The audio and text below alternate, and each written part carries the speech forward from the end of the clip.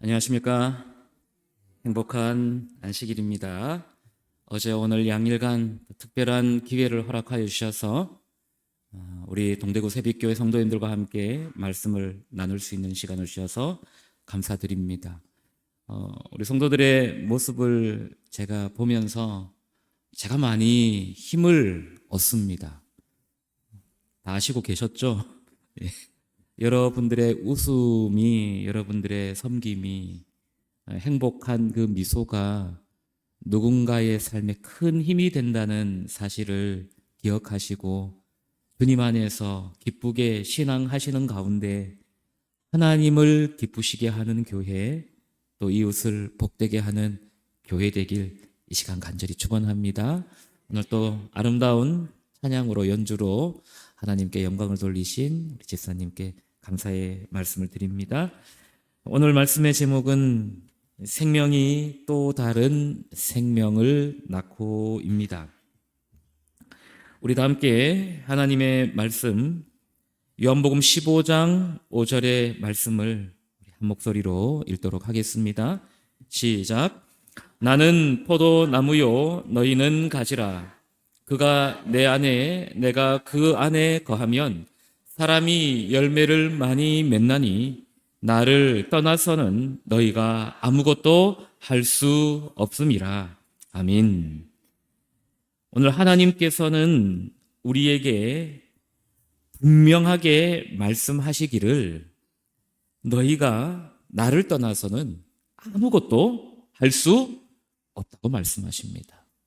그런데 아무것도 할 수 없는 우리가 그 모든 것들을 가능하게 하는 그 원리가 이 성경 속에 있는데 그 해답이 무엇입니까?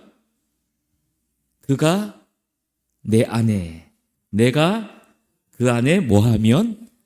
거하면 열매를 많이 맺을 수 있다라고 말씀하고 있습니다. 그러면 이 거하다라는 단어의 뜻이 무엇일까요? 이 거하다의 헬라어 메노라는 단어는 네 가지 의미를 함축하고 있습니다. 첫 번째는 장소에 있어서 떠나지 않고 어떤 장소에 머무르다, 살다라는 의미가 있고요. 태도에 있어서는 흔들리거나 달아나지 않고 굴하지 않다, 굳게 서다라는 뜻을 가지고 있습니다. 상태에 있어서는 변함없이 어떤 상태로 있다, 그대로 지속하다라는 뜻이 있고요. 존재에 있어서는 파괴되거나 소멸되는 것이 아니라 남아있다, 존속하다라는 다양한 의미를 함축하고 있는 단어가 바로 거하다입니다. 그럼 이 네 가지 항목을 좀 요약을 해보면 다음과 같이 정리할 수 있습니다.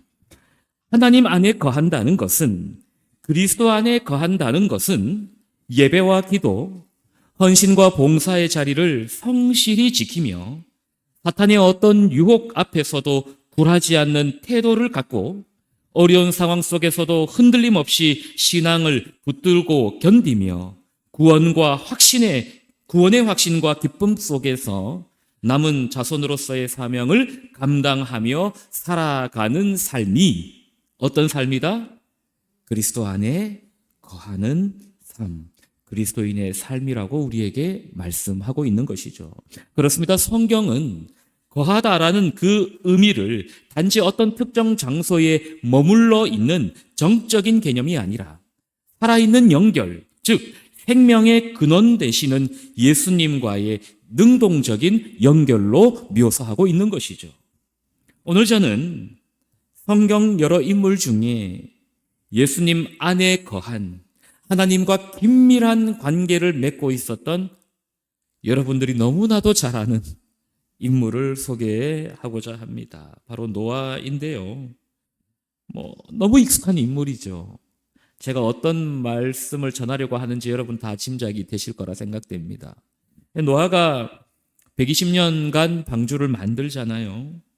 그런데 우리는 어쩌면 이 사실을 너무 쉽게 넘기곤 한다는 것입니다. 여러분, 말이 120년이지 한 사람이 한 가지 일을 120년 동안 한다는 것은 결코 쉬운 일이 아닌 것이죠. 그런데 그 일이 쉬운 일이 아니냐면 여러 가지 많은 도전을 받는 일이라면 그 120년이라는 시간은 결코 쉬운 기간이 아니라는 것입니다. 노아는 이 120년이라는 시간 동안 방주를 만들면서 여러 도전을 받습니다. 첫 번째는 경제적인 문제입니다. 노아가 열심히 일을 합니다. 돈이 나옵니까? 여러분, 우리가 흔히 열심히 살지 않는 누군가를 향하여 이런 말을 하죠. 땅을 파봐라. 뭐가 나오나? 돈이 나오나? 노아가 뭔가를 계속 하기는 하는데 수입이 없어요. 그런 노아를 바라보면서 하루 세 끼 밥을 해주는 노아의 아내도 참 대단한 것 같습니다. 어떻게 보면 상당히 무능해 보이는 남편이죠. 요즘 시대로 바라본다면요. 시선으로 바라본다면요. 그뿐만 아니라 돈은 벌어오지 못하면서 오히려 집에 있는 재산까지 방주 만드는 데 다 쏟아붓습니다. 부자 선지자이 뭐라고 말합니까? 그가 소유했던 모든 것을 그는 방주를 짓는 데 바쳤다라고 기록하고 있습니다. 이렇게 할 수 있습니까? 예, 할 수 있습니다. 여러분, 우리 재림교회가 어떻게 오늘날에까지 이르게 되었습니까? 수많은 성도들의 헌신이 있지 않았습니까? 그죠? 예전에 교회를 건축하겠다고 하면 성도들이 정말 자기 집에 전세금을 빼서라도 하나님께 헌신하지 않았습니까? 그죠? 그러한 헌신을 통해서 오늘날의 교회가 존재하게 되었던 것이죠. 일어날 수 있는 일입니다. 그런데요, 이 당시 분위기가 어땠냐면 영감의 말씀에는 이렇게 말하고 있습니다. 그 당시 사람들은 금은 보석과 상품의 목재를 써서 그들 자신을 위하여 주택을 건축하였고, 그렇게 할 수 있죠. 그런데 그 다음 문장을 보십시오. 그들의 가옥을 가장 공교한 솜씨로 아름답게 꾸미는 데 있어서 다른 사람을 뭐 하려고 했다고요? 앞지르려고 하였다고요. 그러니까 이 당시 분위기가 어땠냐면 요즘 표현으로 말하자면 집의 모양이 어떠냐에 따라서 그 당시의 부의 정도를 판단할 수 있는 바로미터 척도가 되었다는 것입니다. 그러니까 사람들이 어떻게든 자기 집을 더 아름답고 멋지게 꾸미기 위해서 서로 뭐 했다는 거예요? 경쟁했다는 겁니다. 그렇게 경쟁하면서 서로의 집을 꾸미기 위해서 상품의 목재와 좋은 보석을 집에다가 갖다 붙이는 그때에 노아는 뭐 하고 있었다는 것입니까? 자기 집에 돈 될 만한 거 다 팔아가지고 방주를 지었다는 것이죠. 여러분, 우리의 신앙이 얼마나 이 생계에 먹고 사는 문제에 노출되어 있습니까? 우리는 때로 안식일을 성수하기 위해, 안식일을 지키기 위해 더 나은 조건의 직장을 포기해야 하기도 하죠. 경제가 어려운 이 때에 말입니다. 그래서 어떤 사람은 사업에 어려움이 닥치면 하나님께 양해를 구하면서 잠시 신앙을 쉬는 사람도 있습니다. 여러분, 먹고 사는 문제요, 결코 단순한 문제가 아니죠. 또 어떤 도전이 있었냐면 자녀 교육에 도전이 있었습니다. 노아가 500세 때 셈과 함과 야벳을 낳아요. 그리고 노아가 600세 되던 해에 홍수가 일어나죠. 그러니 노아의 자녀들은 태어나면서 100년 동안 아버지가 뭐 하는 모습만 지켜봅니까? 방주 짓는 모습을 지켜보죠. 지켜만 봤을까요? 얘들아, 너는 이 일에 관심 가질 필요 없으니 열심히 공부를 하거라, 학원을 다니거라, 그렇게 이야기를 했을까요? 같이 방주를 짓는 일에 동원이 됐겠죠. 여러분, 오늘날 수험생도 힘들지만 그 부모도 힘듭니다. 제 딸이 수험생입니다. 고3입니다. 1년 더 하라고 하면은 잘 못할 것 같습니다. 부모가 요즘에 더 힘든 것 같습니다. 어떻게 하면 우리 아이를 좀 더 좋은 대학에 보낼 수 있을까? 원하는 학과에 보낼 수 있을까?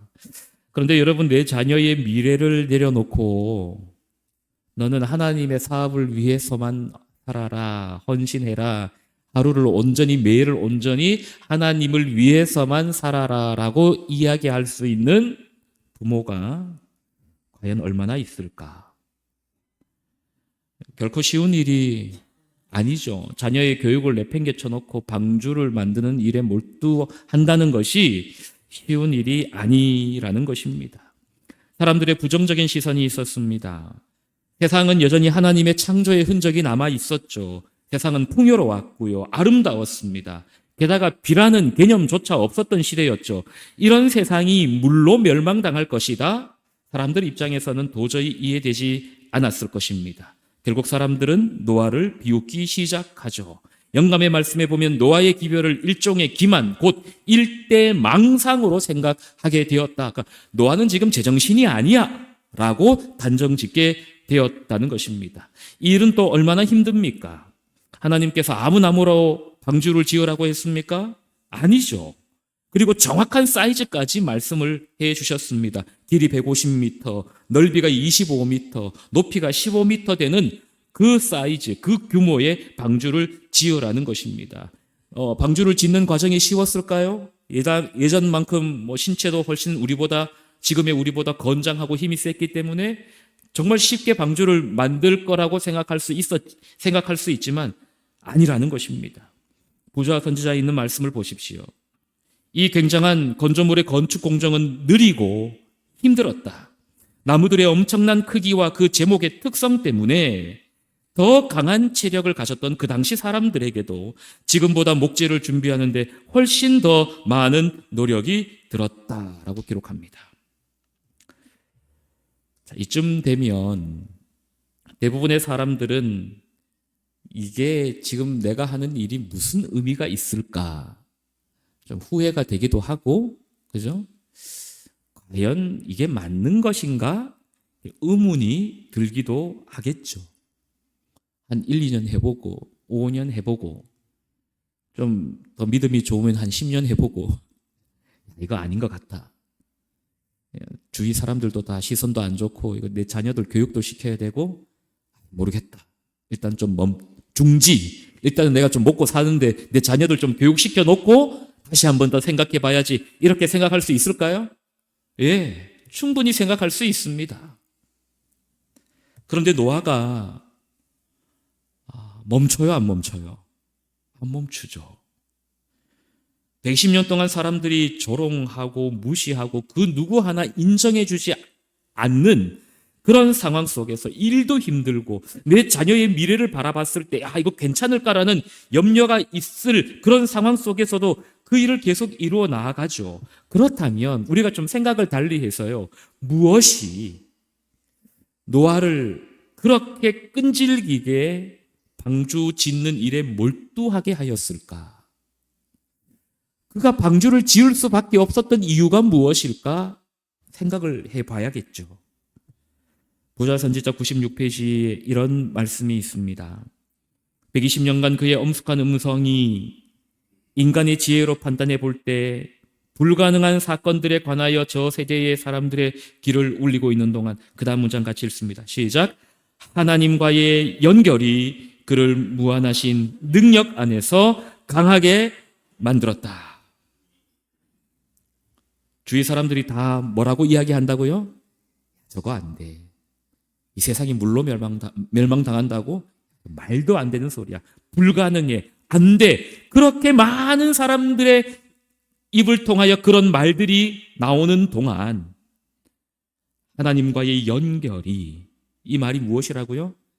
하나님 안에 거하였던 노아가 하나님의 능력을 힘입어 하나님의 능력으로 그의 마음이 흔들림 없이 강하게 유지될 수 있었다라고 영감의 말씀은 우리에게 기록하고 있는 것입니다.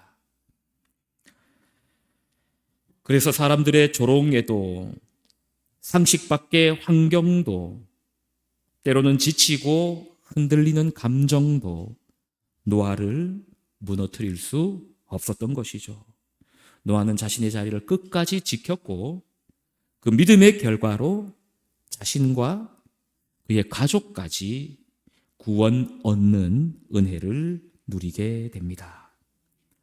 요즘 우리 교회 안에서 가장 무서운 것이 무엇이냐면, 위험한 것이 무엇이냐면 바로 이것이라고 저는 생각합니다. 회의적인 생각이에요. 요즘은 전도가 어려운 시대이다. 요즘 사람들은 전도지나 책을 잘 안 본다. 맞습니까? 예, 맞아요. 부인할 수는 없습니다. 부인할 수는 없지만 우리가 인정은 하지 않았으면 좋겠습니다. 부인할 수 없는 현실이긴 하지만 인정은 안 했으면 좋겠다고요. 어느 정도는 공감하는 부분입니다. 제가 재작년에 시조사 와서 처음으로 국제도서박람회에 참석을 했는데요. 제가 국제도서박람회에 참석을 하면서 어떤 생각을 가졌냐면, 요즘같이 책을 안 읽는 시대에 그 도서박람회에 과연 누가 올까? 이런 궁금증을 가지고 제가 참석을 하게 되었습니다. 참석을 하는 연령대가 한 어느 정도로 여러분들 생각하십니까? 도서박람회에 참석하는 나이대, 연령대. 20대, 30대, 40대, 40대, 30, 40대, 제가 가서 이제 보니까요, 80% 이상이 20, 30대였습니다. 작년에 또 갔습니다. 작년에 가니까요, 90% 이상이 20, 30대 젊은 사람들이었습니다. 그들이 왜 그렇게 책에 열광하는지 아십니까? 책을 통해서 자기 개발을 합니다. 치열한 무한 경쟁에서 살아남기 위해서 이 책을 통해서 지식을 얻는 것입니다. 자기 개발을 하는 것입니다. 그렇게 치열한 무한 경쟁 속에서 살아가다 보니 마음이 너무 외로운 것입니다. 그 책의 짧은 그 한 시, 에세이, 한 문장을 통하여 그들이 힘을 얻는 것입니다. 제가 그 사실을 보고 깜짝 놀랐습니다. 그렇게 최선을 다하여 무한 경쟁 속에서 살아가면서 마음이 힘들어서 위로를 얻고 싶은 젊은 세대들에게 우리의 복음이 소개되어 있는, 우리의 영을 살리는 아름다운 전도지나 책자가 그들의 손에 들려진다면 어떨까라는 그러한 생각을 가지게 되었습니다. 그러면서 한편으로 우리의 영적인 삶도 이처럼 치열해야 하지 않을까라는 생각을 해보게 되었습니다. 오늘 우리가 단지 예배 드리고 단지 내가 정해진 시간에 기도하는, 적당히 기도하는 그런 삶이 아니라 하나님과 긴밀하게 연결되어서 영적으로 치열하게 삶을 살아가게 될 때에 우리의 마음 가운데 우리의 삶을 바라보는, 이 세대를 바라보는, 전도를 바라보는 우리의 시각이, 이 회의적인 생각이 뭐하지 않을까? 달라지지 않을까? 전도가 아무리 안 된다고 이야기하고 사람들이 책을 보지 않는다라고 하지만, 이 전도지에 관심을 기울이지 않는다고 하지만 우리가 하나님과의 긴밀하게 연결되어 있는 상태에서 치열하게 영적으로 살아간다면 하나님께서 능력 주시는 그 능력 안에서 우리가 모든 것을 할 수 있다고 우리가 고백하지 않을까라는 그러한 생각을 해보게 되었습니다. 오늘 사랑하는 동대구 새빛교회 모든 성도들 역시 삶이 녹록하지 않고 또 치열하게 오늘 우리가 하루하루를 살아가고 있습니다. 그 삶 가운데 먼저 하나님 안에 거하는 가운데, 하나님과 긴밀히 연결되는 가운데 우리의 영이 다시 살아나는 경험을 통하여 생명이 또 다른 생명을 낳는 놀라운 역사가 여러분의 삶 속에서도 온전히 경험되어지게 되길 간절히 소망합니다. 작년에 시조사에서 우리 한 좋은 책이 나왔습니다. 여러분들 아마 읽어보신 분도 계시고 또 들어보신 분도 계실 텐데요. 우리 파벨 고이아 목사님이 체험한 하나님의 임재와 또 기도 응답을 기록해 놓은 하나님이 더 세다라는 책이 있습니다. 이 책은 우리 성도님들이 한 번씩 다 읽으셨으면 좋겠습니다. 그리고 이 책은 주위 사람들에게 선물해도 참 좋을 것 같습니다. 이 책에 있는 내용을 좀 하나 소개해 드리고자 합니다. 안식일 날 이제 목사님이 설교를 하고 계시는데 뒤에서 한 여자가 교회 안으로 들어옵니다. 그 여자의 외모를 소개해 드리면 머리카락은 파랑, 빨강, 자주, 초록, 노란색, 5색 찬란하게 염색이 되어 있고 눈썹, 귀, 코에는 링이 달려 있고요. 손에는 반지를 주렁주렁 끼고 있는 여자입니다. 그 여자가 교회 안으로 들어와서 맨 뒷자리에 앉습니다. 설교가 끝나자 마지막 찬미를 부를 때 그 여자가 문 밖으로 나갑니다. 목사님이 마지막 참여를 이렇게 앞에서 부르다가 그 여자가 나가는 걸 보고 왜 참여를 부르다 말고 쫓아 따라갑니다. 여자는 따라오는 목사님을 보고 이렇게 말합니다. 목사님이신 거 알지만 저는 아무런 말도 하지 않을 거예요. 저는 하나님을 안 믿으니까 그만두세요. 그러자 목사님이 재치 있는 질문을 합니다. 술 취하셨죠? 여자가 술 안 취했다고 하니까 목사님이 하나님을 안 믿는다면서 교회에 오신 걸 보니 술김에 길을 잘못 든 게 아닌 이상 교회를 올 수 없잖아요 라고 이렇게 대답을 합니다. 그러자 이 여자가 저는 하나님을 믿습니다. 하지만 기도는 믿지 않습니다. 그러니 저에게 함께 기도하자거나 하나님을 믿으라고 강요하지 마세요. 목회자를 이렇게 아주 거절하는 자연스러운 전개죠. 이때 목사님이 또 재치 있게 이렇게 대답을 하십니다. 당신이 왜 기도를 안 믿는지 저는 그 이유를 알고 있습니다. 당신 눈동자가 푸른색이기 때문이지요. 하나님은 푸른색 눈을 싫어하십니다. 그래서 눈동자가 푸른 사람이 기도하는 그 기도에는 하나님께서 응답하지 않으십니다. 목사가 이렇게 말하면 됩니까? 그러자 이 여자가 약간 격양된 목소리로 이런 말도 안 되는 소리는 처음 들어봅니다. 하나님은 눈동자 색깔에 상관없이 모든 사람을 사랑하시고 모든 사람의 기도에 응답하십니다. 라고 이야기를 해요. 근데 이야기를 하고 보니 분위기가 약간 좀 이상합니다. 자기 말에 본인이 당한 것이죠. 그러면서 이 여자가 자신의 마음속 이야기를 꺼냅니다. 저는 16년 동안 마약을 했습니다. 그것도 2시간마다 마약을 했습니다. 마약을 안 하면 견딜 수 없는 마약 중독자였습니다. 마약 때문에 감옥도 가기도 하고요. 재활센터에도 갔습니다. 기도도 해봤습니다. 예수님, 저는 마약 중독자입니다. 저는 죄인입니다. 제발 저를 용서해 주십시오라고 기도도 해봤지만 하나님이 저의 기도를 응답해 주시지 않았습니다. 그러자 목사님께서 이렇게 말씀하십니다. 기도를 잘못하셨네요. 초점을 예수님께 두지 않고 죄에 두고 있습니다. 자신의 죄를 고백하면 하나님은 당신의 죄를 용서해 주십니다. 이제 그러면 더 이상 죄인이 아닙니다. 지금부터는 예수님께 집중하십시오. 예수님께서 요한복음 15장에 말씀하셨죠. 자기를 떠나서 우리는 아무것도 할 수 없다라고 말이죠. 하지만 그분 안에 거하면 많은 열매를 맺는다고 하셨습니다. 이제부터 자매님의 목표는 예수님과 연결되고 그분 안에 거하는 것입니다. 그분의 선하심, 그분의 약속, 그분의 능력, 그분의 희생을 깊이 생각하시고 다시는 죄를 곱씹지 마십시오. 그러자 그녀는 제가 그렇게 기도하면 마약을 끊고 변화될 수 있을까요? 라고 물어봅니다. 그 질문에 목사님은 또 다른 한 가지 제안을 합니다. 하나님께서는 자매님을 위한 계획이 있고 자매님은 성장해야 합니다. 그러니 성경 공부를 인도하십시오. 여러분, 이 순서가 맞습니까? 마약 중독자한테 성경 공부를 인도하라니요.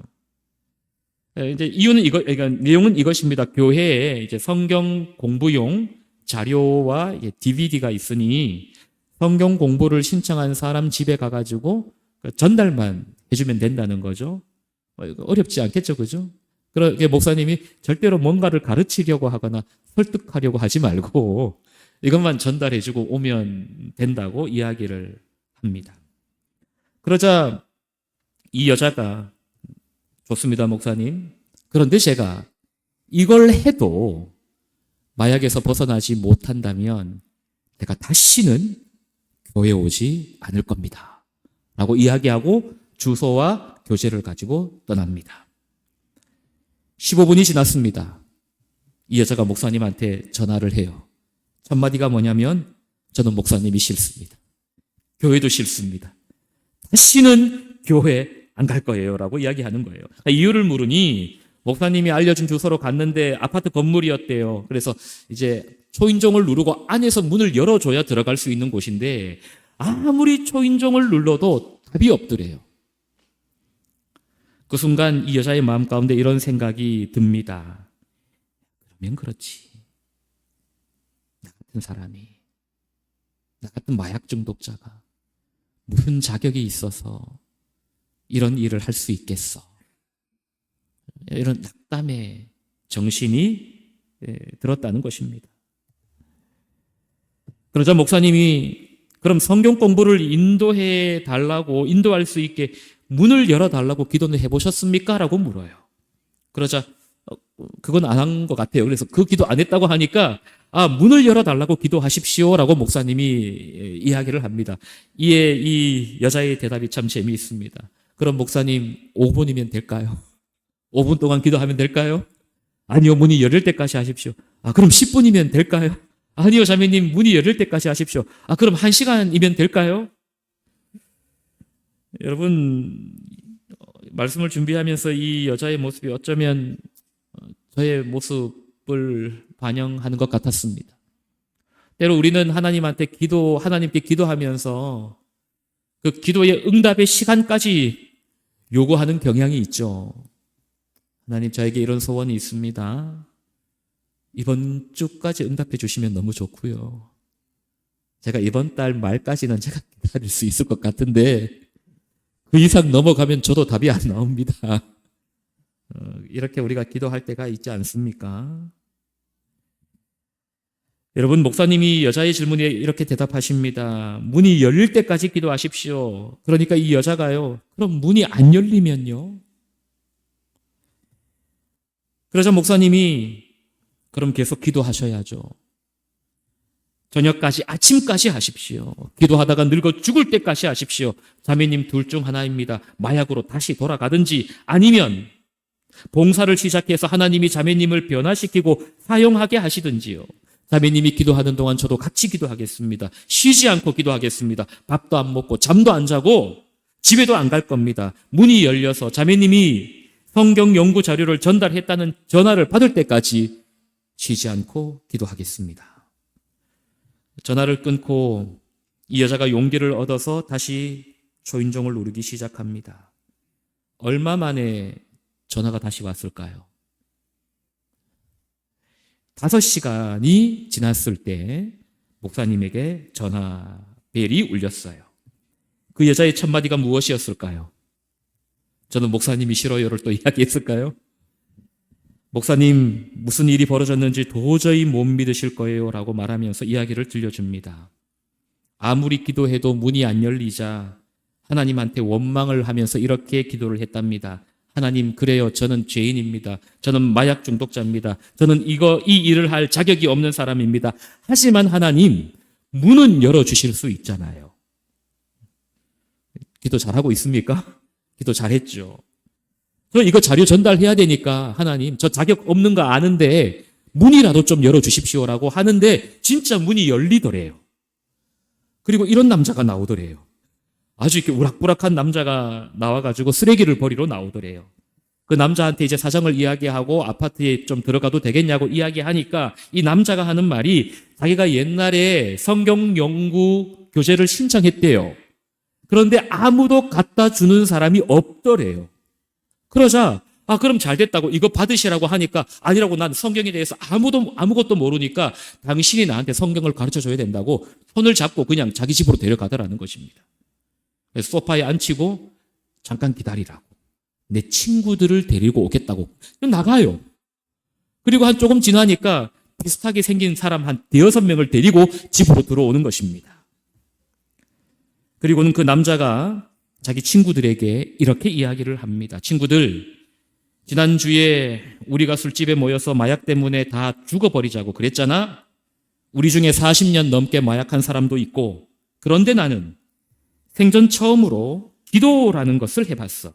만약 하나님이 정말 있다면 나에게 천사를 보내서 마약을 끊게 해달라고 말이야. 그랬더니 오늘 하나님께서 나에게 천사를 보내주셨지 뭐야. 자, 이제 우리 저 여자분의 이야기를 들어보자고. 이 여자가 기가 깜짝 놀랍니다. 온 몸에 소름이 돋아요. 저도 여러분과 같은 마약 중독자입니다 라고 이야기하면서 오늘 목사님과 있었던 이야기를 간증합니다. 그리고 그 자리에서 30분 동안 다 같이 성경 DVD를 시청합니다. 근데 그 덩치 우락부락한 사람들이 눈물을 흘리기 시작합니다. 회심의 경험이 일어납니다. 삶의 변화를 경험해요. 그리고 남자들이 다음 주에도 와주시면 좋겠습니다. 꼭 와주십시오. 성경을 더 배우고 싶다고 이야기합니다. 모든 일을 목사님에게 자세히 설명한 후 자매가 이렇게 말합니다. 목사님, 오늘은 제 생애 최고의 날입니다. 저는 수도 없이 자살을 하고 싶었습니다. 그런데 지금은 살고 싶습니다. 그리고 정말 놀라운 소식 하나 알려드릴까요? 자, 아침 9시에 마약했습니다. 마약하고 교회에 왔습니다. 그런데 지금 오후 5시 30분입니다. 8시간 넘게 마약을 하지 않았는데도 손이 떨리지 않습니다. 마약이 필요하지도 않고 욕구도 생기지 않습니다. 사실 하나님으로 활활 불타올라서 마약은 생각나지도 않습니다. 라고 이야기하는 것입니다. 여러분, 때로 우리의 삶이 이 여자와 같지 않나요? 2시간마다 마약을 하지 않고서는 살아갈 수 없었던 이 여자처럼 때로는 열심을 내고 회개하고 또 열심히 잘 신앙생활 해보겠다고 결심하지만 시간이 좀 지나고 나면 다시 원래의 자리로 돌아가 있지 않습니까? 때로는 이런 신앙생활이 반복되면서 이게 신앙생활인가? 기도해도 응답도 잘 이루어지지 않고 이게 맞는 것인가? 그런 회의적인 생각이 우리의 마음을 가득 채울 때가 있죠. 하지만 우리가 기억해야 할 것은요, 기도의 자리를 끝까지 지킬 때에 우리는 비로소 하나님과 연결될 수 있다는 것입니다. 하나님께서 우리 안에 거하시기 시작하면 우리는 주님께서 주시는 생명을 공급받을 수 있는데 그 생명의 에너지가 들어오면 우리의 가슴은 떨리기 시작하고요. 죽은 듯했던 심장이 다시금 박동하기 시작하고요. 굳어 있었던 영혼의 세포 하나하나가 깨어나기 시작하고 내 마음을 짓누르던 죄로부터의 자유함을 경험하게 됩니다. 내 힘으로 해결할 수 없었던 문제가 해결되고요. 말할 수 없는 벅찬 감동이 마음을 가득 채우게 됩니다. 하나님으로 뜨겁게 불타오르는 경험, 하나님께서 주시는 새 생명을 경험하는 것이죠. 여러분, 우리가 오랜 시간 동안 신앙생활을 했어도 늘 뜨거운 변화를 경험하는 것은 아닙니다. 열심히 신앙생활을 하고 기도해도 하나님의 도움이 때로는 느껴지지 않을 때가 있어요. 그럼에도 불구하고 나는 죽을 때까지, 늙어 죽을 때까지 이 예배의 자리와 기도의 자리를 지키겠다. 봉사의 자리, 헌신의 자리, 내 삶을 통하여 최선을 다하여 하나님의 사업에 동참하겠다라는 그러한 각오로 살아간다면 하나님께서 반드시 우리를 회복시켜 주실 것입니다. 마음이 뜨거워지는 경험, 하나님으로 가득 채워지는 경험을 하게 될 것이며 그 경험을 통하여 다른 사람에게도 생명을 나누어 주는, 그 가슴 떨리는 경험을 나누어 주는, 그 사람의 삶도 변화시키는 놀라운 역사를 경험할 수 있을 것입니다. 자, 오늘 우리가 이 이야기를 통해서 한 가지 냉정하게 살펴볼 중요한 교훈이 있습니다. 자, 이 여자가 자신의 삶의 변화를 경험할 수 있었던 비결은 무엇입니까? 무엇을 통해서요? 이 여자가 열심히 뭐 했습니까? 기도했지 않습니까? 그죠? 기도를 통해서 이 여자는 변화될 수 있었습니다. 그런데 무엇을 위한 기도였습니까? 마약을 끊게 해달라는 기도였습니까? 전도의 문을 열어달라는 기도였습니까? 전도의 문을 열어달라는 기도였습니다. 그러면 이 여자의 근본적인 소원은 무엇입니까? 마약에서 해방되는 것이 이 여자의 근본적인 소원이었습니다. 그러면 이 여자는 자신의 삶의 근본적인 변화를 위해서 무엇을 위해서 기도하냐면 자기에게 맡겨진 사명을 감당하게 해달라는 기도를 드리는 것입니다. 다시요. 자신의 삶의 근본적인 변화를 위해서 무슨 기도를 드렸다고요? 자기에게 맡겨진 사명을 감당하게 해달라는 기도를 드린 것이죠. 이것이 중요한 원리입니다. 교훈입니다. 그 결과가 어땠습니까? 전도의 문도 열리고 자신의 삶의 문제도 해결되었죠. 때로 우리는 문제가 해결되면 하나님께 더 헌신하겠다고 이야기하죠. 하나님, 요 상황이 좀 더 나아지면 제가 더 열심히 하나님께 봉사하겠다고 이야기합니다. 그러나 하나님께서는 너희가 먼저 헌신하면 너희들의 삶의 문제를 함께 해결해 주시겠다라고 말씀하십니다. 오늘 이 하나님의 부르심 앞에, 하나님의 초청 앞에 여러분 어떻게 반응하시겠습니까? 그리고 앞으로의 삶을 어떻게 살아가시겠습니까? 하나님께서 우리에게 대단한 헌신을 요구하시는 것이 아닙니다. 하나님 안에 거하는 것, 연결되어서 우리가 최선을 다하여 신앙생활하는 것, 기도의 자리를 끝까지 지키는 것, 끈덕지게 기도의 자리, 예배의 자리를 성실히 지키는 그 성실함을, 진실함을 우리 주님께서 오늘 저와 여러분에게 바라시고 요구하고 계시는 것입니다. 그 삶을 오늘 우리의 삶 속에서 어떻게 구체적으로 실현할 수 있을지 한 이야기만 들려드리고 말씀을 마치겠습니다. 미국 개척기 18세기 초에 미국으로 향한 두 사람이 있었습니다. 조나선 에드워즈가 미국을 선택한 이유는 내가 지금까지 살아온 것은 신앙의 자유를 찾아서 살아왔으니 신앙의 자유가 있는 곳에서 내가 바른 신앙을 해야 되겠다라고 생각하고 미국으로 이주합니다. 즉, 이 에드워즈는 미국이라는 나라를 선택하게 된 중요한 이유가 바로 내가 제대로 된 신앙생활을 하기 위함 이 이유였다는 것입니다. 반면 이 마커스 슐츠라는 사람은 내가 미국을 선택한 이유가 이곳에서 큰 돈을 벌어서 부자가 되어서 내 자녀에게 가난을 물려주지 않겠다라는 결심으로 미국을 선택했습니다. 두 사람의 의도가 다 괜찮습니까? 이렇게 질문하면 꼭 바로 대답을 못 하시더라고요. 괜찮습니다. 자식한테 가난을 물려주지 않겠다는 부모, 모든 부모가 그렇지 않습니까? 당대 두 사람은 이 목적을 따라서 미국에서 유명한 사람들이 되었습니다. 에드워즈는 아주 유명한 목사님이 되었고 대학 총장까지 역임하였습니다. 또한 마커스 슐츠는 당대 뉴욕에서 손꼽히는 부자가 되었습니다. 왜냐하면 술집을 크게 열어가지고 성공을 했어요. 돈을 진짜 많이 벌었습니다.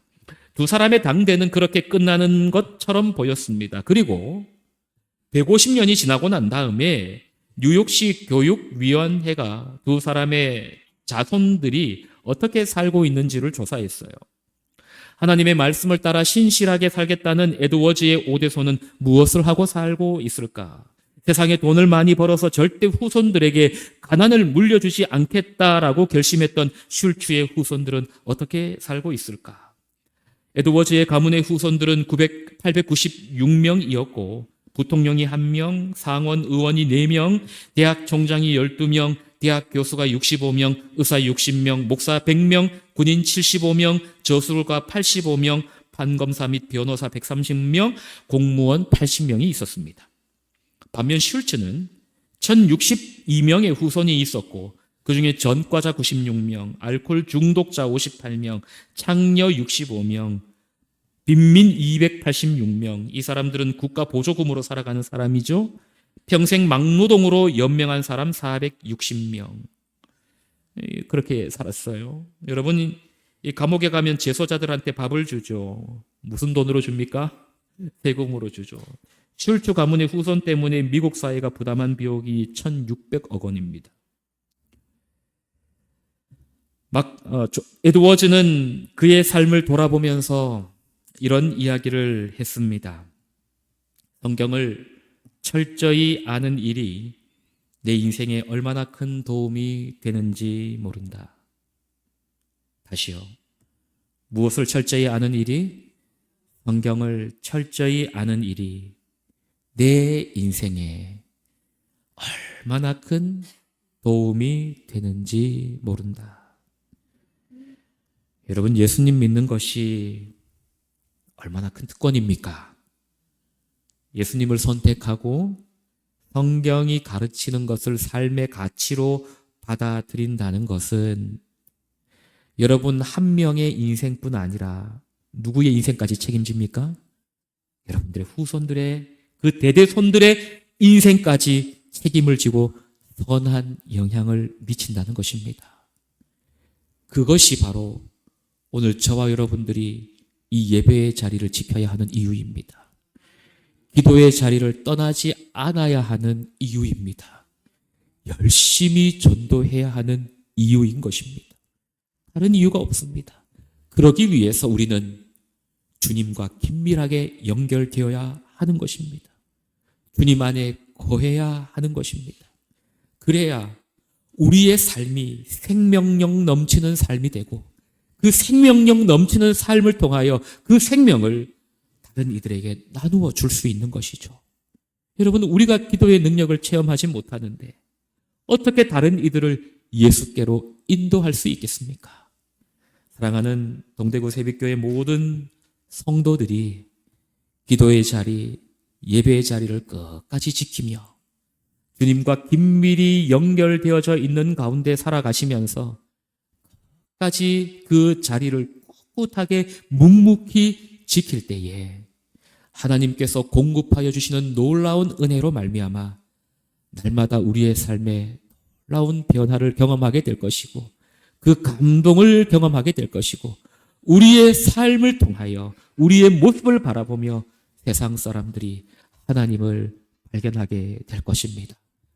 생명이 또 다른 생명을 낳는 복된 경험이 하나님과 긴밀히 연결되어 있는 우리 모든 동대구 새벽교회 성도들에게 이제로부터 영원토록 경험되어지게 되길 간절히 바라면서 말씀을 마치겠습니다.